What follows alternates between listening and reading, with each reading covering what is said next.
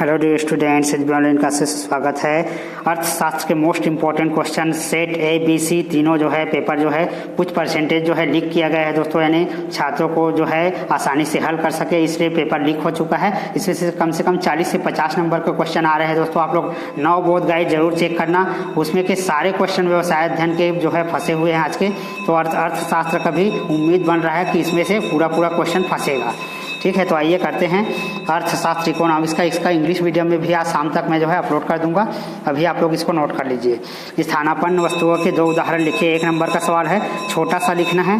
ठीक है, इसमें हालांकि थोड़ा लंबा दे दिया है लेकिन आप छोटा सा लिखेंगे। ठीक, ये मैं प्रश्नोत्तर को समझाने वाला नहीं हूँ, इसमें सिर्फ कैसा क्वेश्चन आना है वो बताने वाला हूँ। तो आप लोग क्वेश्चन को अपनी कॉपी पेन में नोट कर लीजिए आगे, या तो आप इसको स्क्रीनशॉट करके भी रख सकते हैं। सेकेंड क्वेश्चन है, पूर्ण प्रतियोगिता में कीमत कैसे निर्धारित की जाती है। ठीक है।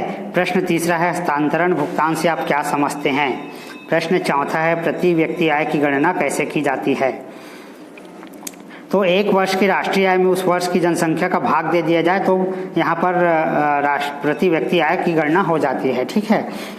अब यहाँ पर प्रश्न 5वां है, अर्थशास्त्र में मुद्रा किसे कहते हैं। तो मुद्रा जो है विनिमय का माध्यम होता है ना, भुगतान किया जाता है, उसे अपन अर्थशास्त्र में मुद्रा कहते हैं। एटीएम का पूरा नाम क्या है, अब ये तो सभी जानते हैं, ऑटोमेटेड टेलर मशीन।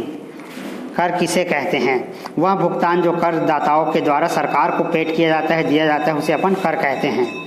राजस्व घाटा क्या है, राजस्व घाटा प्राप्ति और राजस्व व्यय में अंतर को प्रदर्शित करता है।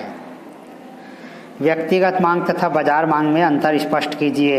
यहाँ पर अंतर दिया गया है, उसको नोट कर लीजिए आप लोग। व्यक्तिगत मांग और बाजार मांग में क्या क्या अंतर है उसको नोट कर ले और जल्दी जल्दी नोट करते चले जाए ताकि और भी क्वेश्चन है और छूटे ना।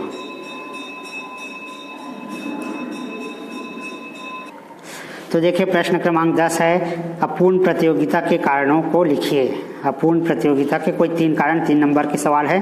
पहला है अल्पसंख्या में विक्रेता, दूसरा है विक्रेताओं की अज्ञानता, तीसरा है वस्तु की इकाइयों में अंतर। इसके बाद देखिए प्रश्न क्रमांक 11 है, राष्ट्रीय आय लेखा प्रणाली की 3 विशेषताएं लिखिए। तो राष्ट्रीय आय लेखा प्रणाली की 3 विशेषताएं निम्नलिखित है। राष्ट्रीय आय लेखा प्रणाली एक अर्थव्यवस्था की आर्थिक गतिविधियों का लेखा जोखा तैयार करता है। इस प्रकार से आपको नोट कर लेना है। विभिन्न प्रकार के कर लगाने के क्या उद्देश्य हो सकते हैं, 3 कारण लिखिए। तो अंतर्राष्ट्रीय व्यापार को संतुलन बनाए रखने के लिए, देश के संसाधन की सुरक्षित व्यवस्था करने के लिए इत्यादि के लिए विभिन्न प्रकार के कर लगाए जाते हैं। आप अपने तरीके से भी आंसर लिखने का प्रयास जरूर करें और रटने की कोशिश की जगह आप लोग जो है समझने का कोशिश ज़्यादा करें, पॉइंट को अच्छे से याद करें और उसको एक्सप्लेन करना सीखें। प्रश्न 13 है, केंद्रीकृत योजनाबद्ध अर्थव्यवस्था और बाजार अर्थव्यवस्था में 3 अंतर लिखिए। 4 नंबर का सवाल है दोस्तों, 4 अंतर लिखना। आप लोग नोट कर लीजिए, मैं थोड़ी देर स्क्रीन को रोक के रखा हुआ हूँ ताकि आप इसको कॉपी में चाहे नोट कर सकते हैं। प्रश्न को या तो आप स्क्रीनशॉट करेंगे तो और बेहतर होगा। इसके बाद चलते हैं प्रश्न 14 और 15 की ओर। अब आते हैं प्रश्न क्रमांक 14 और 15। देखिए 15 में निम्नलिखित आंकड़ों से आय विधि द्वारा राष्ट्रीय आय की गणना कीजिए। तो इसका फार्मूला है दोस्तों, इसको नोट कर लीजिए आप लोग सभी लोग।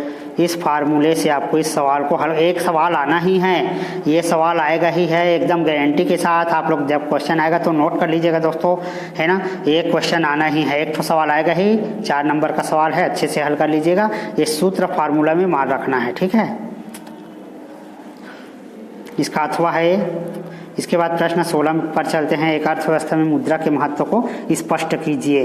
तो मुद्रा का महत्व है, पहला आर्थिक क्षेत्र में मुद्रा के महत्व, उपभोग के क्षेत्र में मुद्रा का महत्व, और आगे भी है इसमें देखिए, उत्पादन के क्षेत्र में मुद्रा का महत्व, मुद्रा पूंजी की गतिशीलता में वृद्धि करती है, विनिमय के क्षेत्र में, और आर्थिक जीवन में स्वतंत्रता। तो ये 4 से 5 नंबर के सवाल है, 4 नंबर का।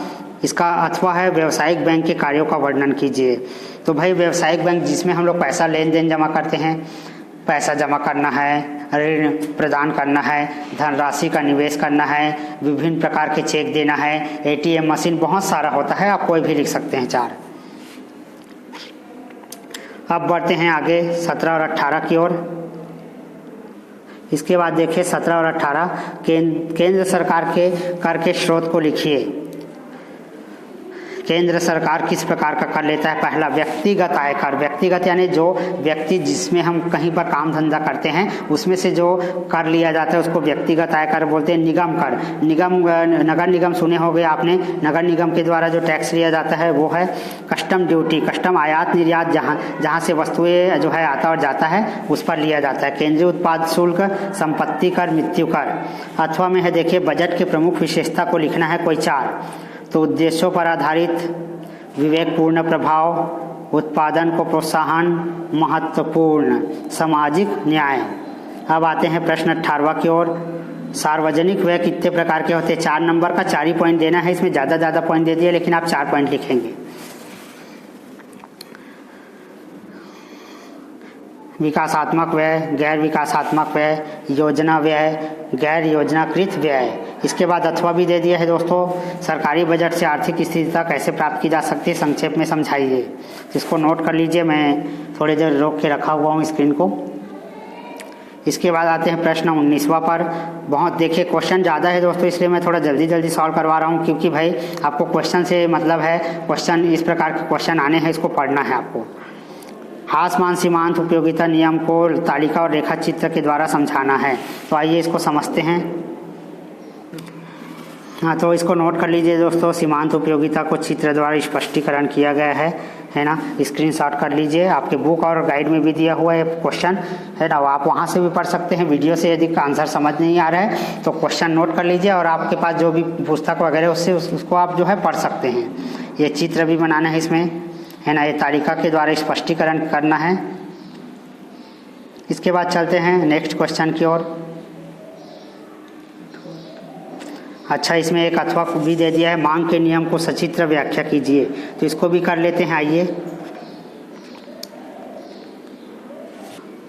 हाँ, तो देखिए मांग का नियम है, उसका व्याख्या किया गया है। सेब की कीमत है, सेब की मांग है ना। तालिका के द्वारा वर्णन किया गया है, नोट कर लीजिए इसको।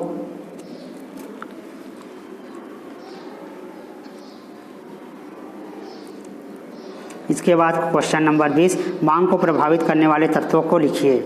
तो ये है मांग को प्रभावित करने वाले 6 तत्व, 6 नंबर का सवाल है, नोट कर लीजिए।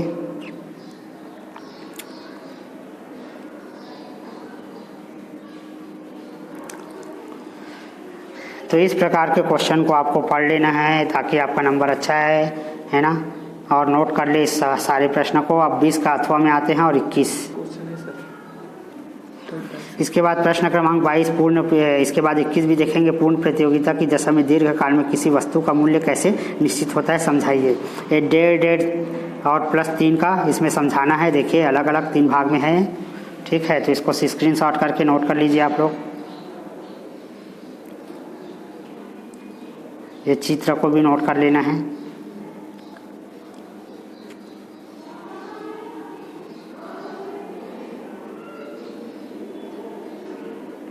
इसके बाद इसका अथवा है, पूर्ति में परिवर्तन का संतुलन मूल्य पर क्या प्रभाव पड़ता है ना। देखिए प्रश्न क्रमांक 21 है, क्या पूर्ण प्रतियोगिता काल्पनिक है, कारण बताइए। इसके पहले मैं 22 को दिखाया था, है ना, ठीक है। और यहाँ पर कुल उपयोगिता एवं सीमांत उपयोगिता में अंतर स्पष्ट करना था, ठीक है। तो ये दोनों क्वेश्चन नोट कर लीजिए। इसके बाद इसका अथवा है, एकाधिकार प्रतियोगिता की किन्हीं 6 विशेषताओं को लिखिए। यानी कि दोनों में से कोई सॉल्व करना था, लेकिन आप दोनों को पढ़ लेना, क्योंकि पेपर में ABC सेट 3 सेट में दिया रहेगा दोस्तों। तो कहीं ना कहीं क्वेश्चन जरूर आना है ना। आप 23 यहाँ पर देखिए प्रश्न क्रमांक 24 है, वस्तु विनिमय प्रणाली क्या है, इसकी क्या कमियां हैं, इसको नोट कर लीजिए। वस्तु विनिमय प्रणाली दोहरे संयोग का अभाव होता है इसमें, ठीक है। और ये सभी पॉइंट को नोट कर लेना है। विभाज्यता का अभाव, सर्वमान्य मापक का अभाव, धन संग्रह एवं हस्तांतरण में कठिनाई, भावी भुगतानों में कठिनाई, मुद्रा के कार्यों को लिखिए कोई 6। तो उसके अथवा में है, मुद्रा के कार्यों को नोट कर लेना है।